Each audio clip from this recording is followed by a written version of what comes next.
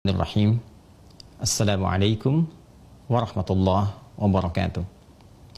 Alhamdulillahi rabbil alamin.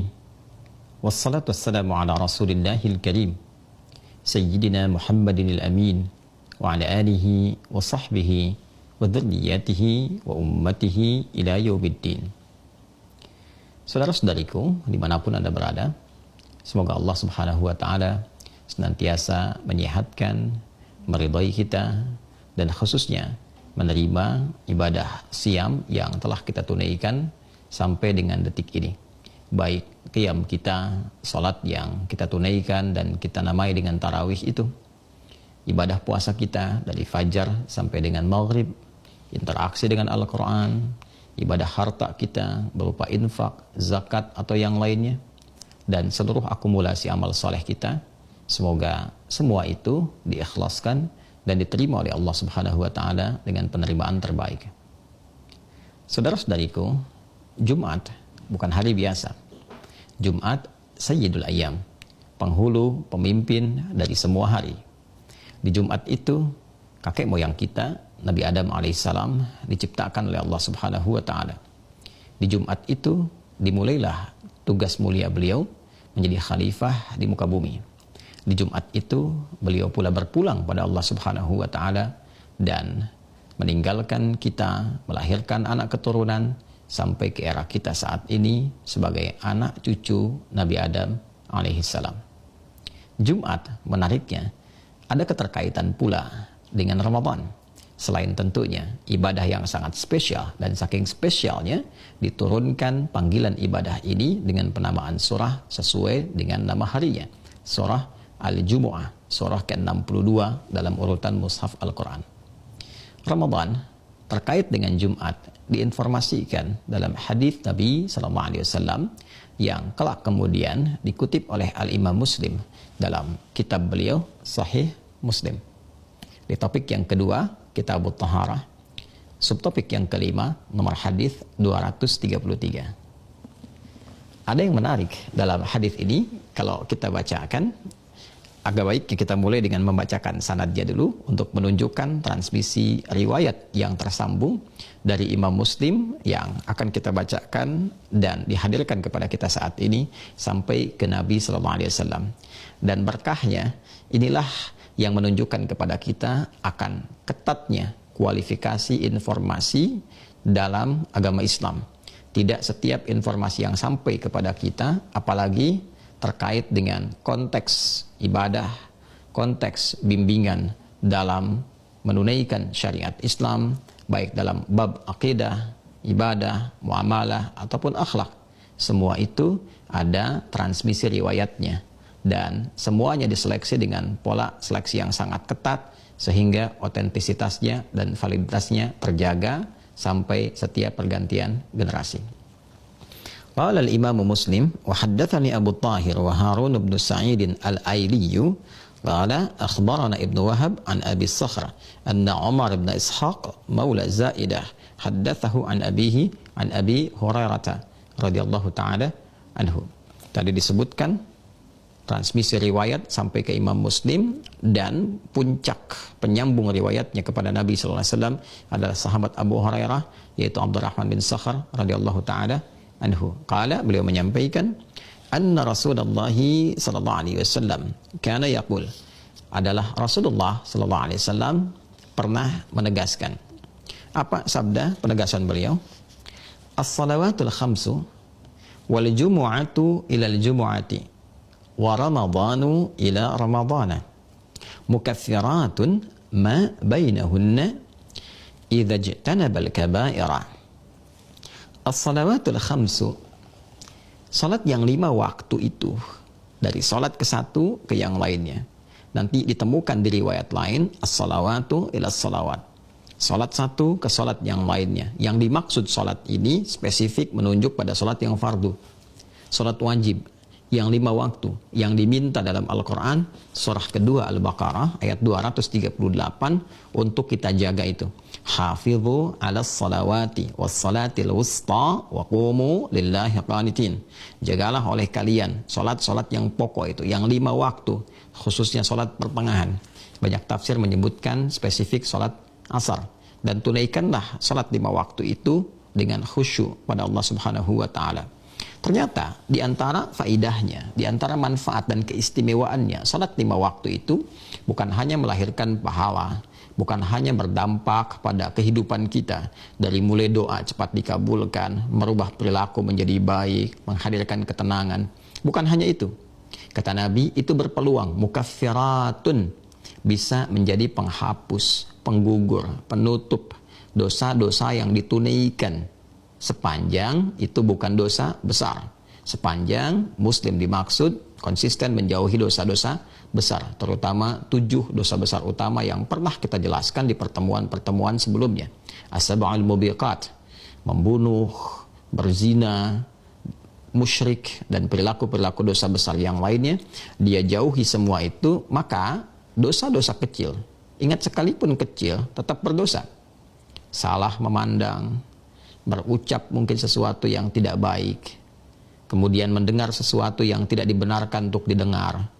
Berapa kali kita berinteraksi dengan gambar-gambar, video, bahkan dalam grup-grup obrolan di media sosial dan seterusnya, berpotensi ada hal-hal yang keliru untuk dilakukan. Ternyata menariknya, salat 5 waktu dari satu salat ke yang lainnya, subuh ke zuhur, zuhur ke asar, asar ke maghrib, sampai dengan ke isya dan ke subuh lagi.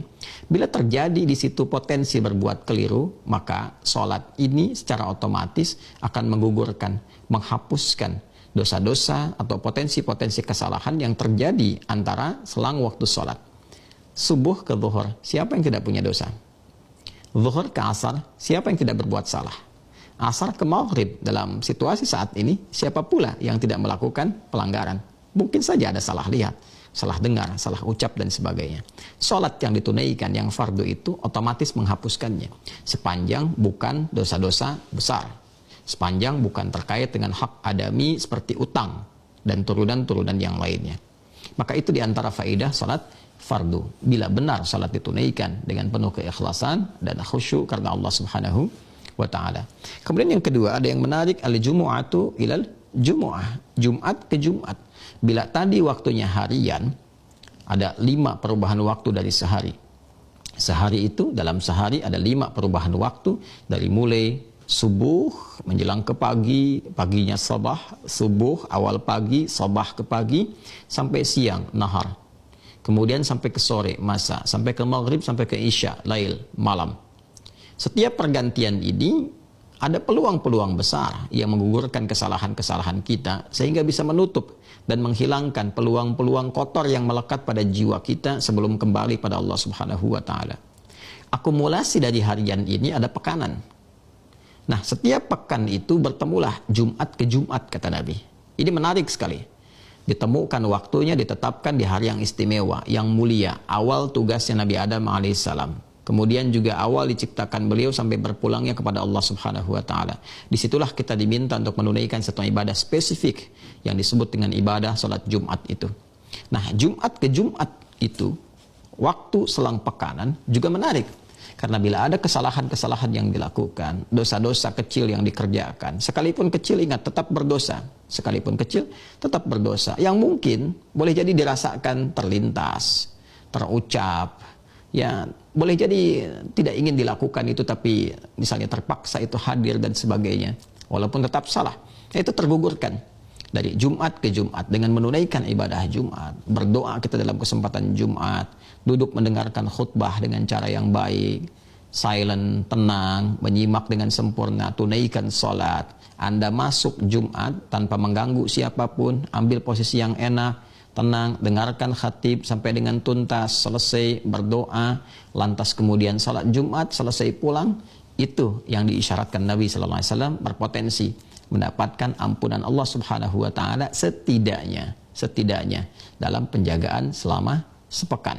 Bahkan nanti ada riwayat menyebutkan dan dijaga setidaknya dalam waktu yang tersingkatnya 3 hari ke depan, agar dia konsisten dalam kebaikan dan kemudian bisa membiasakan itu baik sampai berpulang kembali kepada Allah Subhanahu wa ta'ala.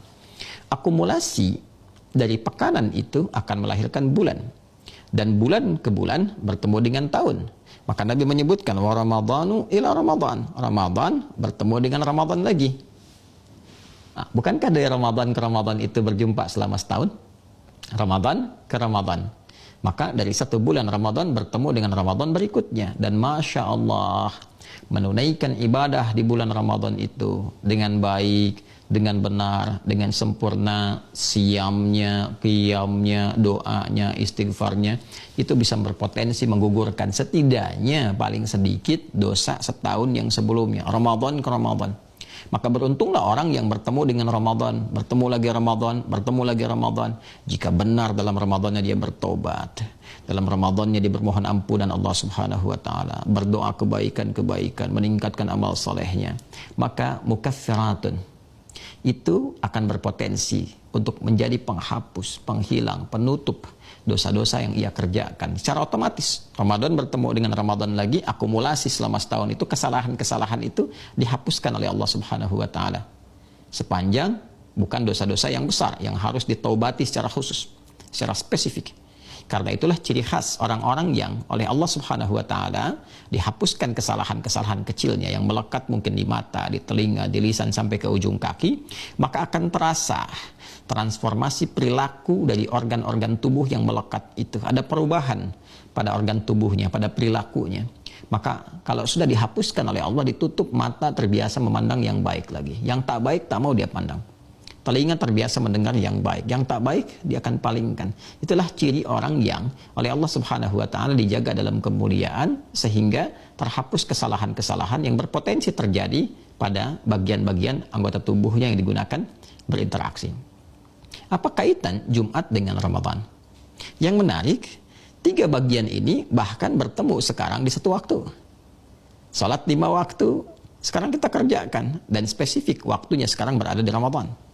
Jumatnya bukan Jumat biasa, tapi Jumat sekarang berada di Ramadan.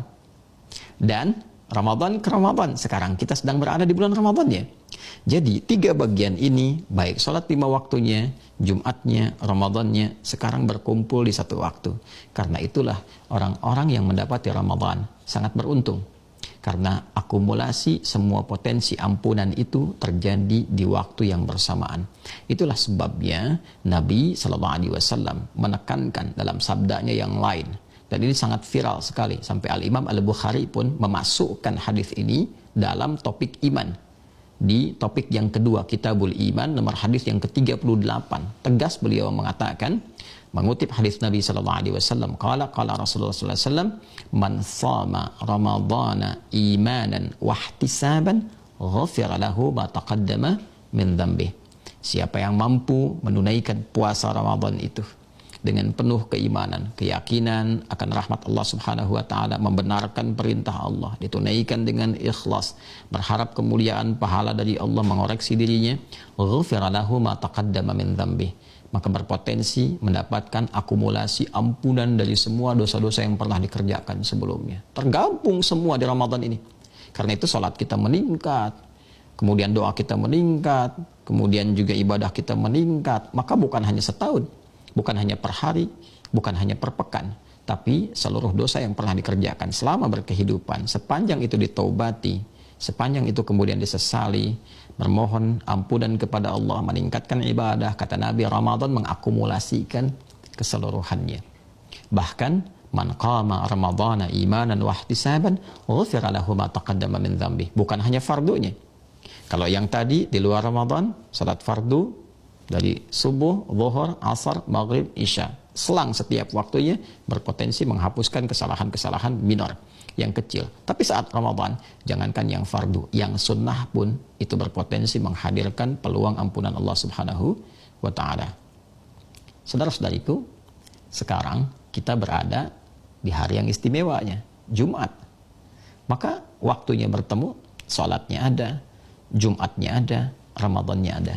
Maka tidak ada peluang terbaik kecuali memanfaatkan semua ini untuk mengarahkan semua fokus kepada Allah, baik meningkatkan ibadah, ritual kita, bacaan Al-Quran, salawat kepada Nabi SAW, meningkatkan interaksi kita dengan amal-amal saleh, baik infaknya, ibadah harta, interaksi dengan Al-Qurannya, munajat doa kita. Dan Jumat adalah waktu terbaik untuk kita bermohon pada Allah Subhanahu wa taala. Bahkan di hadis lain, Nabi SAW pernah menegaskan, inna lillahi sa'atan, sungguh Allah Subhanahu wa taala menyediakan satu waktu yang sangat singkat sekali, fi yaumil jumu'ati atau kama qala Rasulullah SAW, di hari Jumat itu, yang jika seorang hamba bermohon bersamaan dengan di waktu itu, maka berpotensi doanya segera terkabul sepanjang itu bermaslahat untuknya. Dan banyak riwayat menyebutkan itu waktu singkat, jedanya di akhir asar menjelang maghrib. Boleh jadi inilah saatnya kita bisa bermohon, ini saatnya kita berdoa, dan mudah-mudahan doa kita di Jumat ini diterima oleh Allah Subhanahu wa taala. Allahumma nahmaduka hamdan syakirin kama 'allamtana an nahmadak, wa nashkuruka syukran kama 'allamtana an nashkurak. Antal muqaddim antal muakhir biyadikal khair innaka ala kulli syai'in qadir. Allahumma inna nas'aluka khaira ma sa'alaka habibukal mustafa sayyidina Muhammad sallallahu alaihi wasallam, wa na'udzu bika min kulli ma sta'adha bika anhu habibukal mustafa sayyidina Muhammad sallallahu alaihi wasallam. Allahumma kfina bihalalika an haramik, wa aghnina bi ta'atika an ma'siyatik, wa bi fadlika amman siwak. Allahumma ij'alna min ahli al-Qur'an waj'al al-Qur'ana sahiban lana fid dunya wa syafi'an lana fil akhirati ya arhamar rahimin. Allahumma ati anfusana taqwaha wa zakkiha anta khairu man zakkaha anta waliyuha wa maulaha. Allahumma rabbana atina fid dunya hasanah wa fil akhirati hasanah wa qina adhaban nar. Taqabbal minna siyamana wa qiyamana wa ruku'ana wa sujudana wa takhashshu'ana wa ta'abbudana wa tammim taqsirana ya Allah ya arhamar rahimin. Wa sallallahu ala sayyidina Muhammad wa ala alihi wa sahbihi ajma'in. Subhanakallahumma wa bihamdika nashhadu an la ilaha illa anta nastaghfiruka wa natubu ilaik. Walhamdulillahi rabbil alamin. Assalamualaikum warahmatullahi wabarakatuh.